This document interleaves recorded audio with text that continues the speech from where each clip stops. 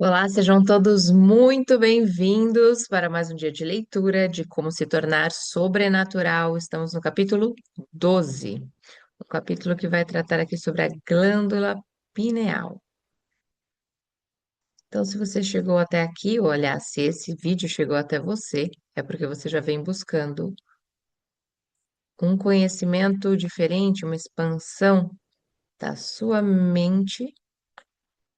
Então, aqui é o lugar onde você vai encontrar muito conteúdo interessante. Então, vamos lá, mergulhar em mais este capítulo.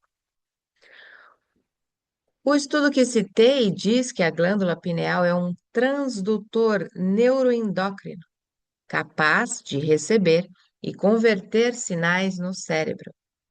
Quando a glândula pineal age como transdutor, pode captar frequências acima da realidade tridimensional do espaço-tempo, baseada nos sentidos. Uma vez ativada, a glândula pineal pode sintonizar nas dimensões mais altas do espaço e do tempo, o domínio do tempo e espaço, conforme aprendemos no capítulo anterior. E como uma TV, a pineal pode transformar as informações transmitidas nessas frequências em imagens vívidas e experiências surreais, lúcidas e transcendentais em nossa mente, incluindo visões multissensoriais profundamente ampliadas, além do nosso vocabulário. É mais ou menos como experimentar um filme IMAX multidimensional. Nesse ponto, você poderia pensar: essa pequena glândula está dentro do meu crânio.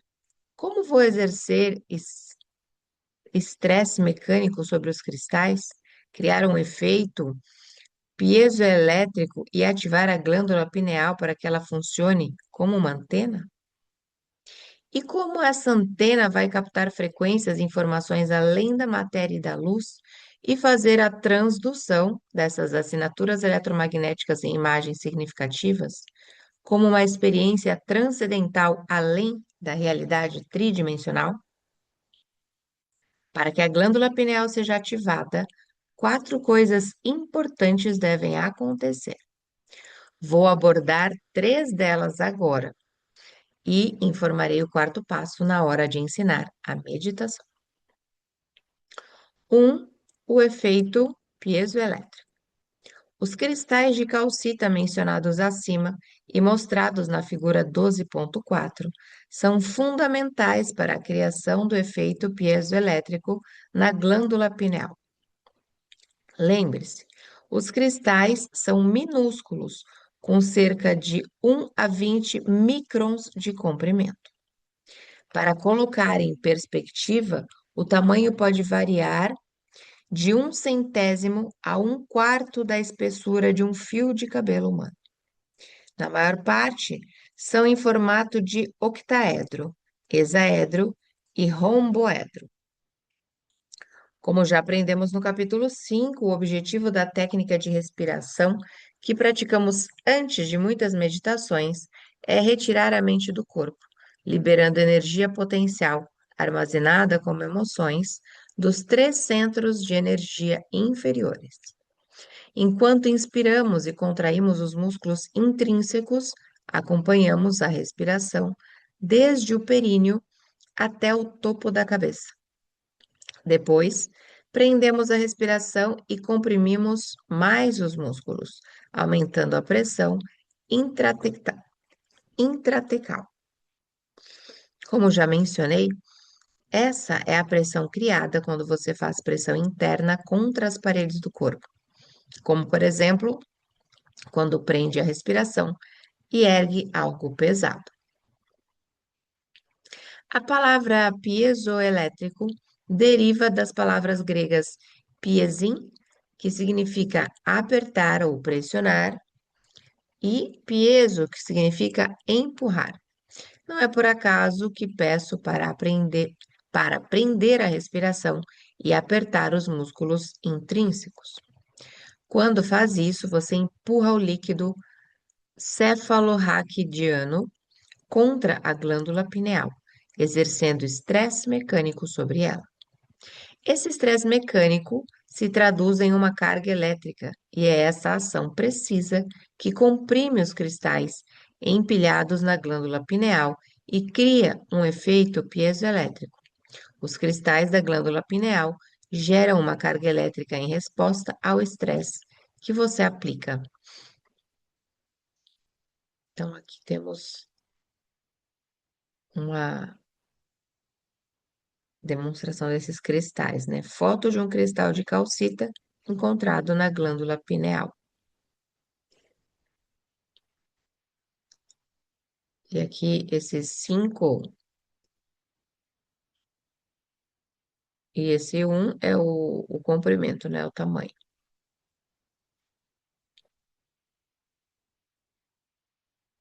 Uma das características singulares do efeito piezoelétrico é ser reversível, o que significa que os materiais que exibem o efeito piezoelétrico direto, os cristais, também exibem um efeito piezoelétrico reverso.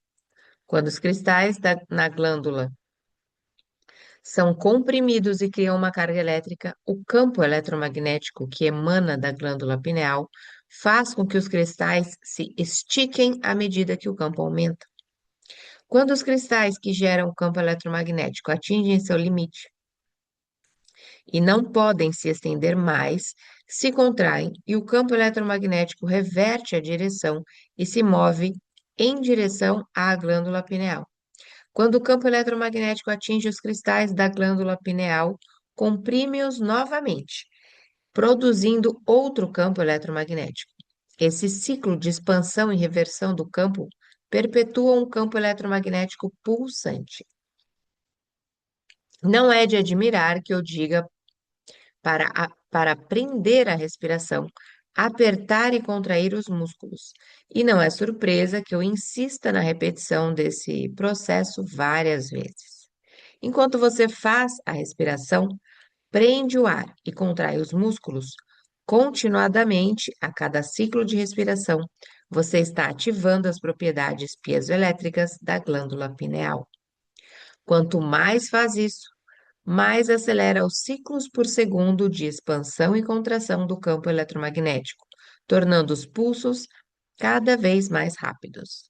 A glândula pineal se torna uma antena pulsante capaz de captar frequências eletromagnéticas mais rápidas e mais sutis.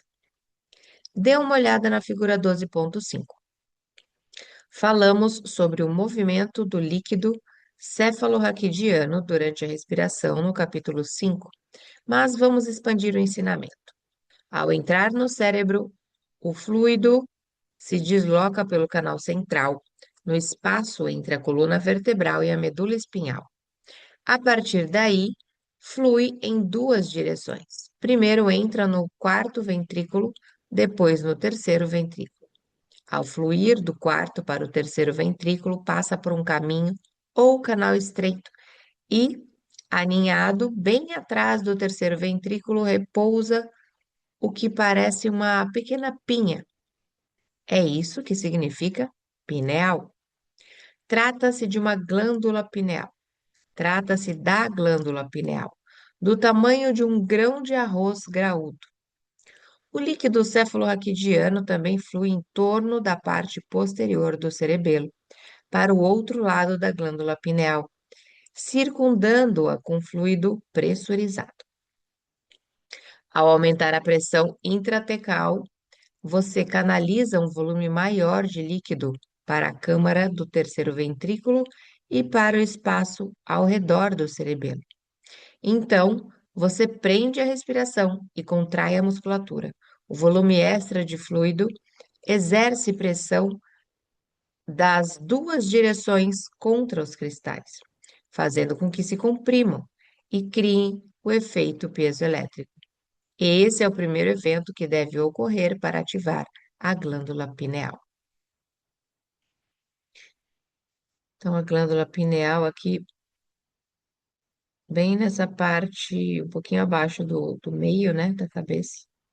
Ela fica bem nessa direção aqui, um pouquinho acima entre os dois olhos. Aqui abaixo o cerebelo, canal central, que ele mostra aqui os ventrículos, aqueduto cerebral, quarto ventrículo. Vamos aqui ler o que ele nos diz. Quando inalamos pelo nariz e, ao mesmo tempo, comprimimos os músculos intrínsecos, aceleramos o líquido céfalo-raquidiano para o cérebro. Ao seguirmos o movimento da energia até o topo da nossa cabeça, prendendo a respiração e apertando, aumentamos a pressão intratecal.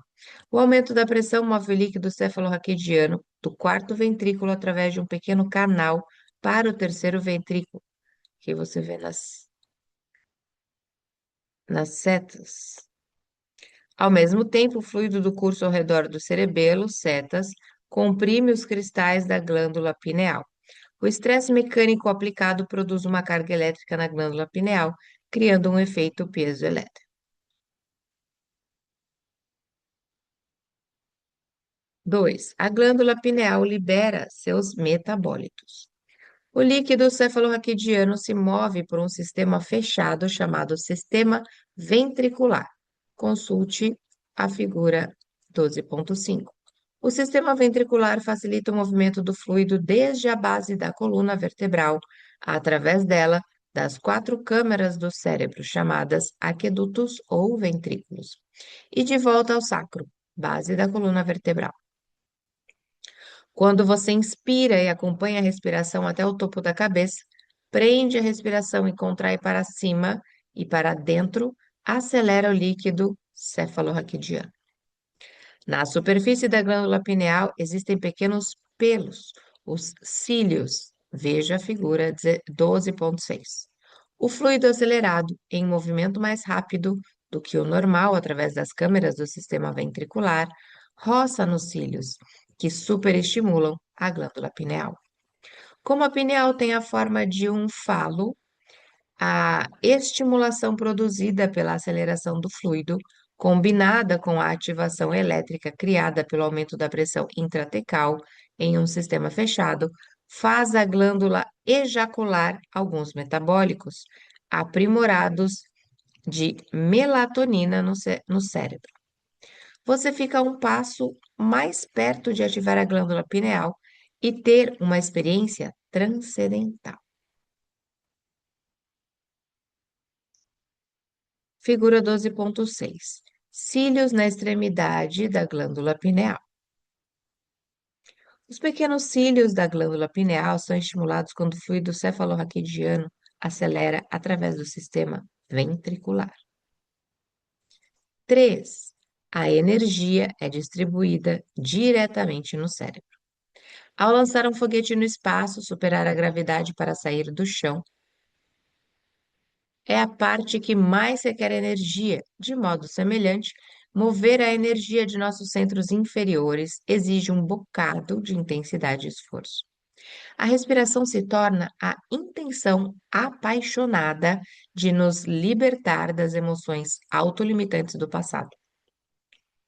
A coluna vertebral se torna o mecanismo de distribuição de energia e o topo da cabeça se torna o alvo. Como você já sabe, toda vez que executa a respiração, envia partículas carregadas coluna vertebral acima.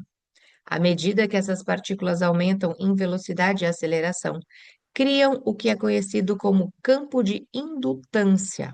Veja a figura 12.7. O campo de indutância reverte o fluxo de informações bidirecionais que facilita a comunicação do cérebro-corpo e corpo-cérebro. Semelhante ao vácuo, o campo de indutância extrai a energia dos centros inferiores, energia envolvida no orgasmo, absorção, digestão, estresse de lutar ou fugir e controle, e a distribui diretamente no tronco cerebral em movimento espiral. Quando a energia sobe através de cada vértebra, passa pelos nervos que saem da medula espinhal para diferentes pontos do corpo, e parte dessa energia escoa-se através dos nervos periféricos, que influenciam tecidos e órgãos. A corrente que passa por esses canais nervosos ativa o sistema de meridianos do corpo. Com isso, todos os outros sistemas recebem mais energia. Aqui, a ativação do sistema nervoso periférico quando a energia se move pela coluna,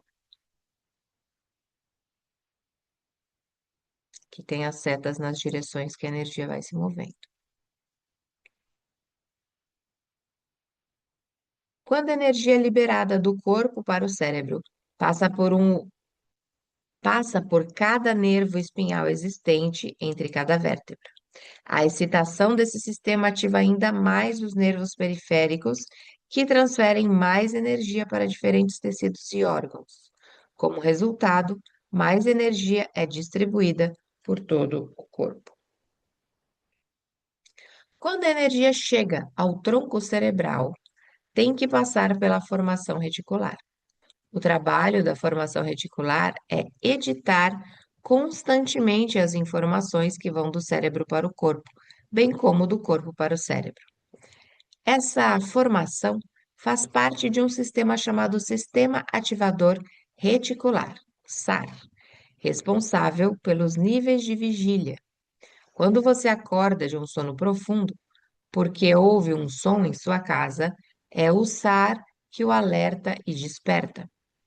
Essa é a função rudimentar. No entanto, quando o sistema nervoso simpático é ativado e se funde com o sistema nervoso parasimpático, em vez de esgotar a energia armazenada no corpo, do corpo, ele libera essa energia de volta para o cérebro. Quando a energia atinge o tronco cerebral, a porta talâmica se abre e a energia passa pela formação reticular para o tálamo, onde transmite informações ao neocórtex. A formação reticular fica aberta e você experimenta maiores níveis de consciência. De certa forma, você fica mais consciente e desperto. Pense no tálamo como uma grande estação de trem com trilhos que levam aos centros superiores do cérebro. É assim que o cérebro entra em padrões de onda gama. Uma observação: existem dois tálamos individuais no mesencéfalo, um de cada lado, que alimentam cada hemisfério do neocórtex. A glândula pineal fica bem entre eles, voltada para a parte posterior do cérebro. Ver figura 12.8. Quando a energia atinge cada função talâmica, lembre-se de que o tálamo é como uma estação de retransmissão para todas as outras partes do cérebro. Os tálamos enviam uma mensagem diretamente à glândula pineal para secretar seus metabólitos no cérebro. O neocórtex pensante é despertado e entra em padrões mais elevados de onda, como gama. A natureza desses derivados químicos da melatonina relaxa o corpo e, ao mesmo tempo, desperta a mente. Dois tálamos do mesencéfalo e a glândula pineal no meio, voltada para a parte de trás do cérebro. Então, aqui a parte de cima em cinza, os dois tálamos e a glândula pineal bem aqui na parte de baixo. Aqui seria mais ou menos a parte da nuca, essa parte aqui embaixo, né?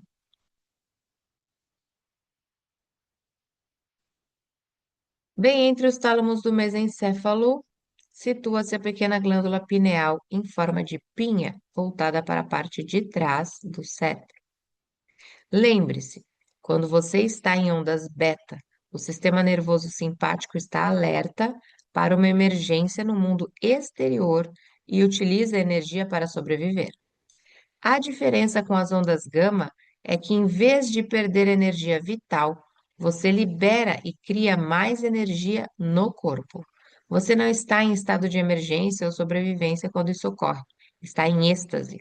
E o sistema nervoso simpático é acionado para incitá-lo a prestar mais atenção ao que acontece em sua mente. No capítulo 5, eu disse que quando a energia se move do corpo para o cérebro, um campo toro é criado ao redor do corpo. Quando você faz uma corrente subir pela coluna vertebral, acelerando o movimento do líquido cefalorraquidiano, seu corpo fica parecido com um ímã, e você cria um campo eletromagnético ao redor. Um campo toro representa um fluxo dinâmico de energia.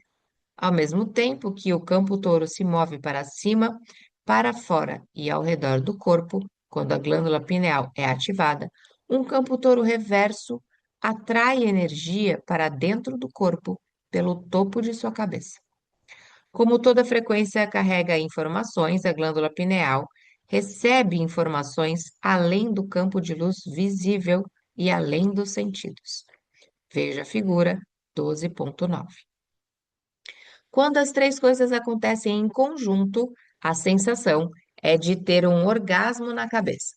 Você criou uma antena no cérebro, e essa antena capta informações de reinos além da matéria e além do espaço e do tempo. As informações não vêm mais dos sentidos ou da interação dos olhos com o ambiente. Você obtém informações do campo quântico movendo-se para outro olho, o terceiro olho, a partir da glândula pineal, na parte de trás do cérebro. Quando a melatonina tem um upgrade, a magia acontece. Quando a glândula pineal ou terceiro olho é despertada, por captar frequências mais altas, essas energias mais altas alteram a química da melatonina. Quanto mais alta a frequência, maior a alteração. É a tradução da informação em substâncias químicas que lhe prepara para momentos místicos e transcendentais. Você abre a porta para dimensões mais elevadas de espaço e tempo. Por isso, gosto de chamar a glândula pineal de alquimista, porque transmuta a melatonina em neurotransmissores muito intensos, radicais. Touro reverso, isso que ele estava falando aí da energia que sai do nosso corpo e volta através do topo da cabeça. A energia se move do campo unificado para dentro do corpo. Quando a energia dos três centros inferiores é ativada durante a respiração e sobe pela coluna até o cérebro, um campo touro de energia eletromagnética é criado ao redor do corpo. Quando a glândula pineal é ativada, um campo touro reverso de energia eletromagnética, movendo-se na direção oposta, extrai energia do campo unificado para dentro do corpo, pelo topo da cabeça. Como energia é frequência e frequência transporta informações, a glândula pineal traduz essas informações em imagens vívidas. Dê uma olhada na figura 12.10. Quando frequências mais altas e estados mais elevados de consciência interagem com a glândula pineal, uma das primeiras coisas que acontecem é que essas frequências transmutam melatonina em produtos químicos chamados benzodiazepínicos. Os benzodiazepínicos são uma classe de drogas a partir das quais é produzido o Valium, que anestesiam a mente analítica. De repente, o cérebro pensante relaxa e para de analisar. De acordo com as imagens cerebrais funcionais, os benzodiazepínicos suprimem a atividade neural na amígdala, o centro de sobrevivência do cérebro. Isso limita as substâncias químicas que nos fazem sentir medo, raiva, agitação, agressividade, tristeza ou dor. O corpo se sente calmo e relaxado, mas a mente está desperta. Produção de outros metabólitos a partir da melatonina. Então, a figura 12.10. Veja os diferentes metabólitos da melatonina criados quando a glândula pineal se conecta a frequências mais rápidas que a luz visível normal e a molécula mística tem um upgrade biológico. Então, durante aquela meditação do centro de força, você inicia essa, essa metabolização da melatonina. Então, a melatonina se torna beta-carbolina, também um sedativo, que se torna antioxidantes, molécula fluorescente, bioluminescente. Muito interessante. E nós vamos ficando por aqui com essa figura 12.10 em mais esse dia de leitura. Espero que não seja o seu primeiro dia aqui conosco, mas se for, seja muito bem-vindo. Aproveite, já que acompanhou até o final, se inscreva no canal, deixe o seu like, ative o sininho para receber os novos vídeos e, se for a sua vontade, estar aqui ao vivo conosco, deixe essa vontade nos comentários que você receberá o link do nosso grupo de WhatsApp. Eu sou Vanessa Luz, um beijo no seu coração e nos encontramos por aqui numa próxima leitura.